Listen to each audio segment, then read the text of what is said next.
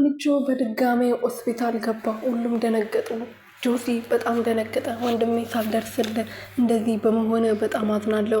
ይሄ ሁሉ ደግሞ ያረገችክ ሰላም ናት። ሰላም ሌላ ክፋት ሰርታ ሳይሆን ዝም በማለቷ ነው አንተን የጎዳችክ። ይሄ ሜሮንን ማንነት እስከዛሬ ድረስ ብትናገርና ማንነቷን ብታጋልጥ ኖሮ ለዚህ ደረጃ አትደርስም ነበር በማለት ለሳሚ ሁሉም ነገር ተናግሯል። ሰላም ሰላም ቤተሰብ እንዴት ናችሁልኝ? ያለው ፈጣሪ የተመሰገነ ይሁን።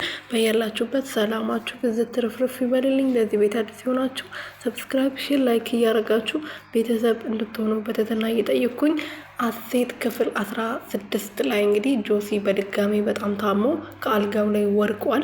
ከአልጋው ላይ ከወደቀ በኋላ እንግዲህ በጣም ታሞ ሁሉም ደንግጦ ነበረ። በተለይ ደግሞ ለመጀመሪያ ጊዜ ያየችው እቺ ሜሮን የምትባለው የሴጣን ቁራጭ ነበረች እና እሷ ስታየው ደንግጣ ነበረ። ስራውን ስለምታውቅ መድኃኒቱ ቀስ በቀስ እንደሚገል እያወቀች እስካሁን ድረስ ምንም እያረገች አይደለም። እሷ እያስጨነቃት ጆሲ በማወቁ የእሷን ማንነት ለማጋለጥ ወይም ደግሞ ያጋልጠኛል ከዚህ ቤት ያባረረኛል የሚል ፍርሃት ነው እንጂ እሷ ምንም እያስጨነቃት አይደለም። የሳሚ ጉዳይ ማለት ነው። እና ምን ልላችሁ ፈልጌ ነው ጆሲ ሁሉም ነገር አውቀዋል። እንደምታውቁት ሰላም ሁሉም ነገር ነግረዋለች። እስከዛሬ ድረስ እኔ ዝም ያልኩት የዚህ ቤት ሰላም እንዳይደፈርስ ነበረ። እሱ ዝም በማለቴ ደግሞ ሳሚን እያጣሁት ነው። ስለዚህ ይህን ነገር አሁኑ መናገር አለብኝ። ጆሲ የሆነ ነገር ያደርጋል፣ ከኔ የተሻለ ጉልበት አለው፣ አቅሙም አለው። ስለዚህ ለሱ ተናግሬ እውነቱን ማውጣት አለብኝ በማለት ጆሲ ሁሉም ነገር አስረድተዋለች።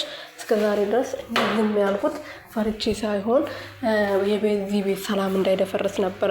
ዝም በማለት ደግሞ ሳሚን እያጣው ስለሆነ በማለት ነግረዋለች። ይሄ ሁሉ ሲያረጉኝ የነበረው እኔ ሳልታመም ታማለች፣ የሚጥል በሽታ ሳይኖርብኝ አለባት በማለት ያን ቀን እናንተ ወጣችሁ ለመዝናናት ከዛ እኔ ራስ ስጄ አቶ ግርማ ጋር ያያችሁኝ ቀን ሻይ ውስጥ ማርዝ አርጋ ሰታኝ ነበር። የሚያሰኛ መድኃኒት አርጋበት ሰታኝ ነው በማለት ለጆሲ ሁሉም ነገር ተናግራለች። ጆሲ ደግሞ ሁሉም ነገር ጠርጥሮ ነበር። ያን ቀን ራሷ ስታ ከዚህ ቤት ውጪ፣ በቃ ከዚህ ቤት ውስጥ አትፈለጊም ከዚህ በኋላ ሲላት ሰምታ ነበር፣ አይቶ ነበር ማለት ነው። ሁለቱ ሲጠቃቀሱ በደንብ እያያቸው ነበር። እንደውም እኛ ያኑ ያጋልጣል ብለን ብዙዎቻችን ስንጠብቅ ነበር፣ ግን ሳያጋልጣት እስካሁን ድረስ ቆይተዋል።